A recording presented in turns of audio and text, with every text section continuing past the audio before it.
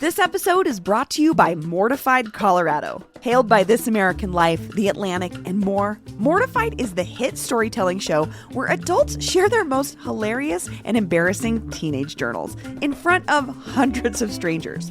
Mortified's fan favorite Doom Valentine's show is back at the Oriental Theater February 14th, and it's the perfect Valentine's date night or anti-date night.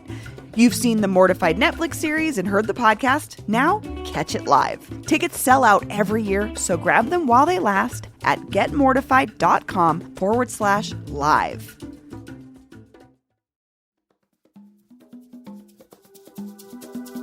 Today on CityCast Denver. The agriculture industry has a $47 billion impact on Colorado's economy each year. But apart from the stock show and the odd cowboy hat, it can be easy to overlook how much of a cowtown Denver still is. We recently had a listener write in to point out one reason why. He and his wife volunteer with their kids' 4-H programs in Jefferson County, and as the city has grown, they've seen participation in that kind of livestock and agriculture club dwindle across the metro area. So when he invited us to tag along with his family to the stock show to see for ourselves why 4-H matters so much to them, we happily obliged. Today is Tuesday, January 17th, 2023. I'm Bree Davies, and this is CityCast Denver.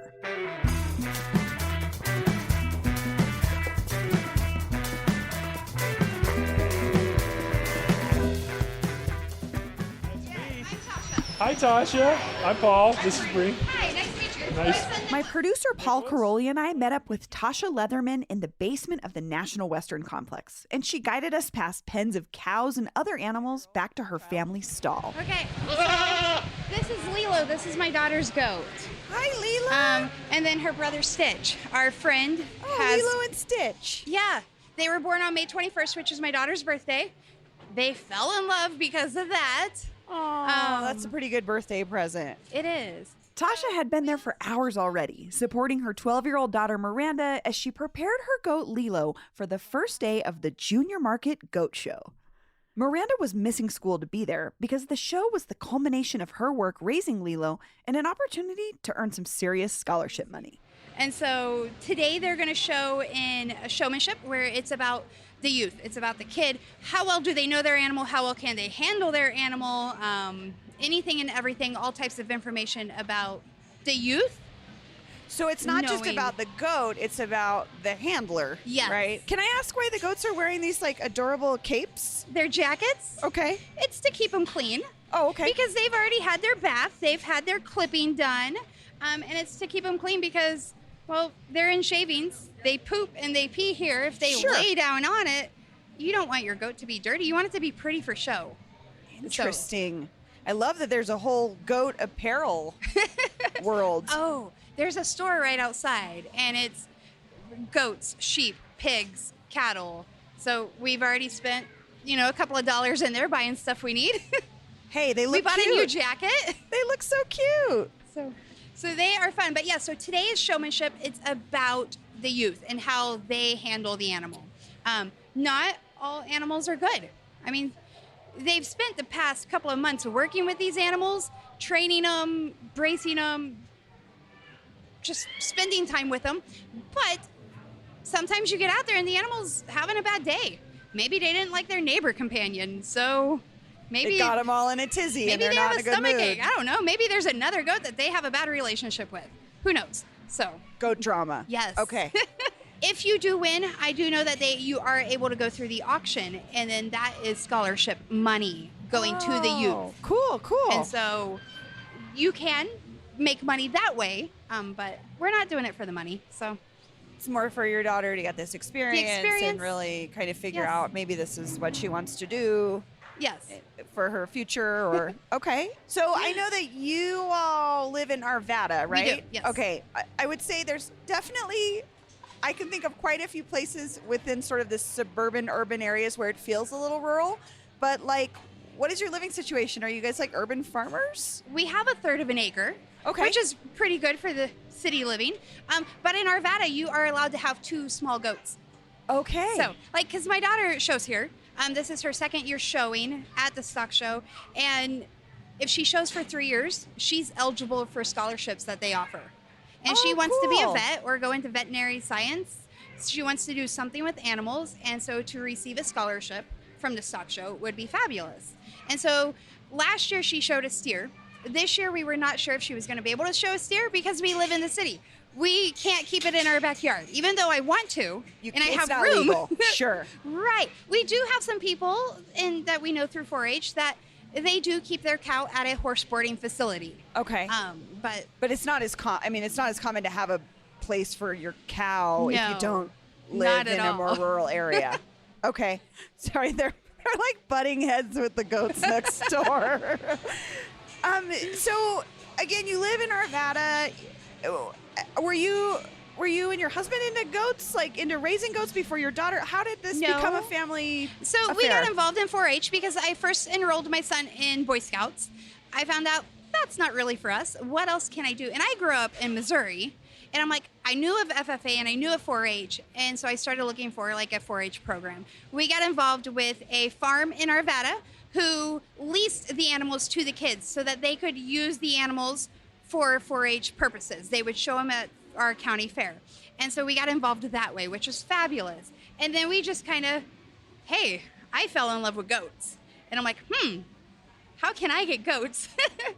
And so I came up with the idea. I'm like, okay. My friend and I were like, maybe if we made a business out of goats, our husbands would let us get goats. And so we started making goat milk soap. And so we created a business. Cool. So we make soaps, and then my friend, she got goats, and then last spring they had babies, they had kids, and so those are now my goats. And so I will breed them next fall. And then do goats retire? Goats can live like 12 to 16 years. Okay. It depends. And then there's there's different breeds of goats. You got your meat goats, you got your fiber goats, you got your dairy goats. Then you got goats that are just pets, or some people use them for Grass. trail cleanup, pack animals. Sure. So some bigger goats, some Nubians, they would be fabulous for packing your gear in if you're going hunting or if you're going hiking, something like that. So what are Lilo and Stitch? What kind They of are goat? meat goats. Oh, they're meat goats. These so they are meat goats. will be. They meat. will leave this week and Oh. go feed families. Oh, they leave this week? Yes.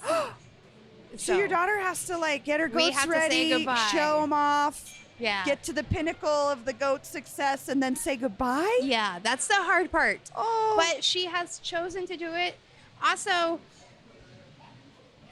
you do fall in love with the animal, and so it is hard to say goodbye. So like last year, I loved her steers so much, and we had to say goodbye, but we know that they produced good quality meat. These animals were well taken care of, and this is what we signed up for. After a quick break, we'll meet Tasha's daughter Miranda and hear why she wanted to raise a goat in the city. This episode is brought to you by the How to Buy a Home podcast. Okay, so I know that it feels like a house around $500,000 being the median home price is wild for Denver, but it's actually much better than it was like a year ago. So I just don't want that to deter folks. It's not as scary as it seems. That's why I keep recommending the How to Buy a Home podcast. Host David Sidoni has been the undisputed first-time homebuyer authority since 2005. His How to Buy a Home podcast has helped so many listeners close on houses they thought were impossible, even as things went nuts with the housing market in the last couple of years. David can guide you through next steps that are right for you, whether you're planning to buy a home now or 5 years from now. He can even connect you with a great realtor right here in Denver that works with first-time homebuyers and actually cares about you. Plus, he just released his first-time homebuyer starter kit at howtobuyahome.com. It's a free resource thousands of people have already taken advantage of with all the knowledge you need to buy your first home. Start planning today at howtobuyahome.com and make this the last year you rent. Find How to Buy a Home on YouTube and wherever you listen to podcasts. A few minutes after we showed up, Tasha's daughter Miranda and her friend Boston returned to the stall for some final preparations with their goats before the big show. Are you Miranda? Yeah. Hi, I'm Bree. We just met your goats. They're very cute.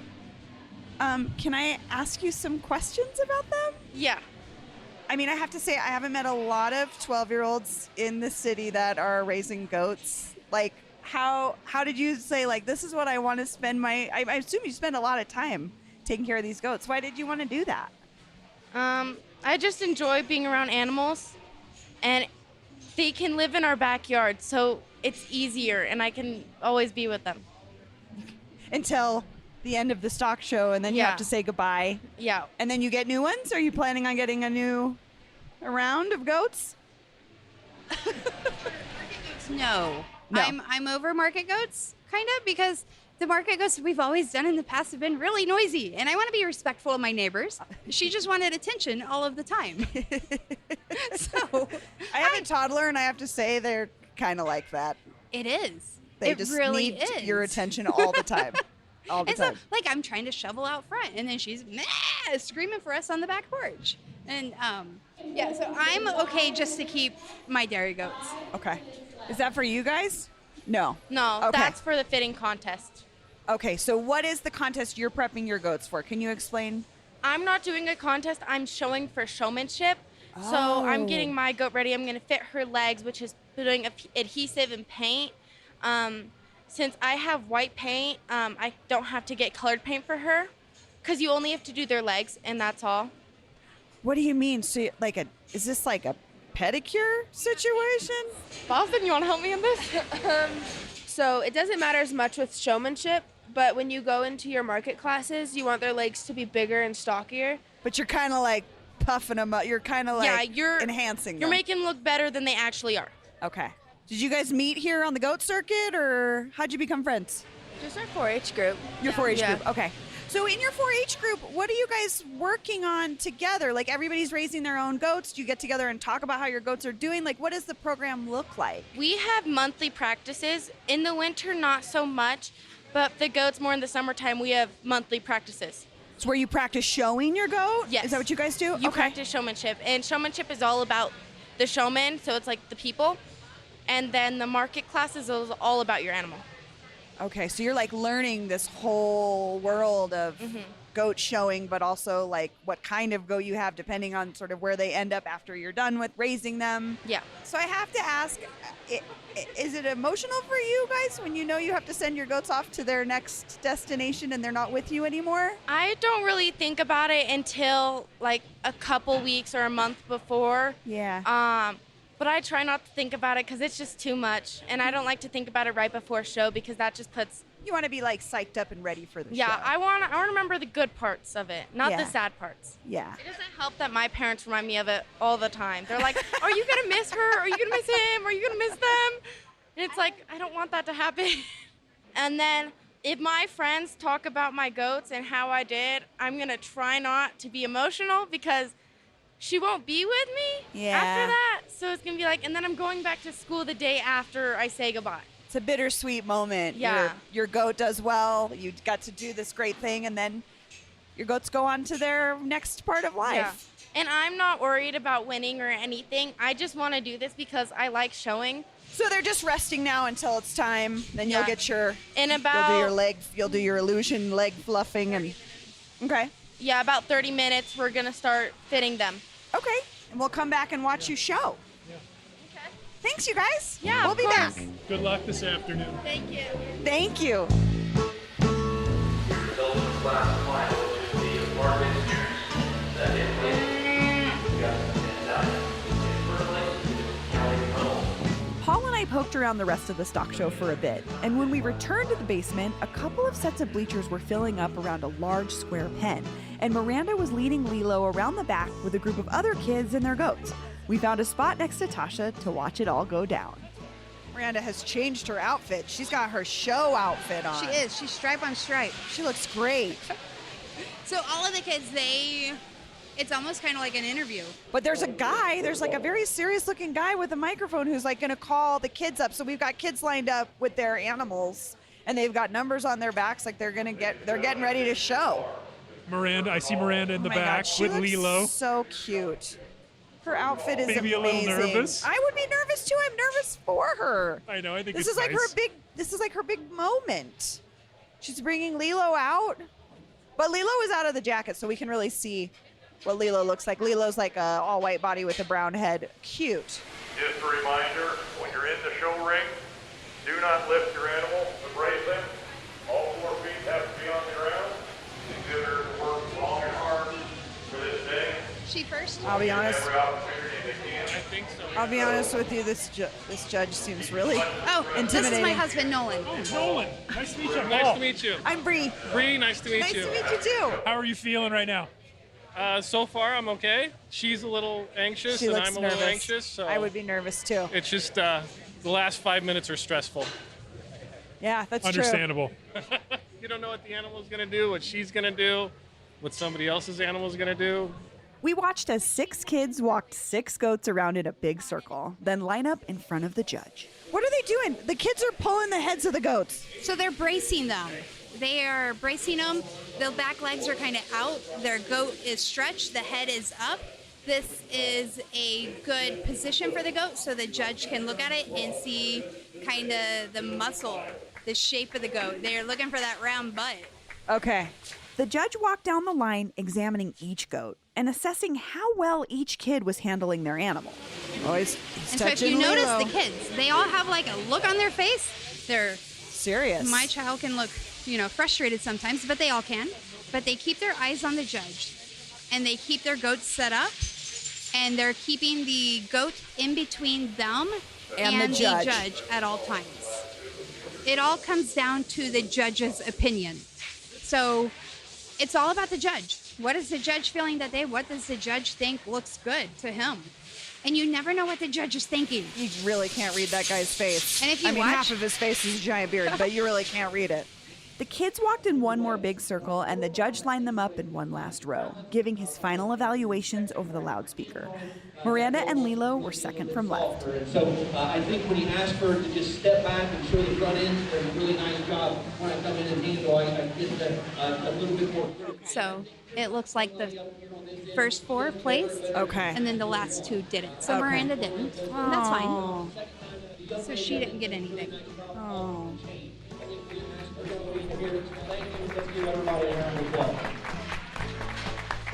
Okay, so she didn't place. The top 4 are going to be pinned, and then they will come back later. Okay, so is she done for today? She's done for today. So all of that work, and she's done. Wow. I mean, it's sad. But I'm assuming she's probably going to think, like, okay, this is what I maybe need to work on, or... And then think about tomorrow. So tomorrow's another show. Miranda and Lilo had one more show together the next day, when Lilo was going to take center stage to be judged on her own. But then, after that, they'd have to say goodbye. So we gave Miranda and Lilo a few minutes alone and then caught up with her to see how she felt. Miranda, good job. Thank you. How are you feeling? I feel good. She did much better at bracing than I thought she would, because last time we practiced, she kept moving her back legs, and she did amazing. So you feel good about it? Yeah. You didn't make it through, but That's fine. I didn't come here to win at all. I came here to have fun and the experience. well, I'm sorry. But It's fine. you looked great. I'm happy. She looked great. There's plenty more livestock shows and rodeos going on all this week before the stock show ends on Sunday, January 22nd. So if you haven't been through yet, there's still time to go meet some goats like Lilo.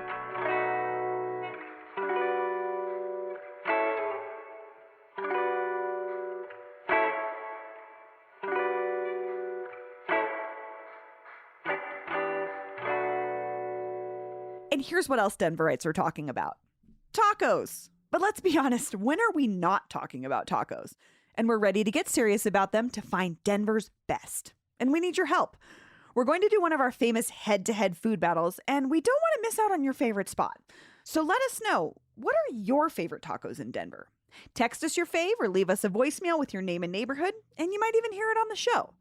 Call the CityCast Denver Taco Hotline at 720-500-5418. That's 720-500-5418. That's all for today here on CityCast Denver. If you enjoyed this show, why not take a minute to tell the taco lover in your life about us? Rate the show wherever you get your podcasts and subscribe to our morning newsletter, Hey Denver, by texting Denver to 66866. We'll be back tomorrow morning with more news from around the city. And seriously, send us your taco recs.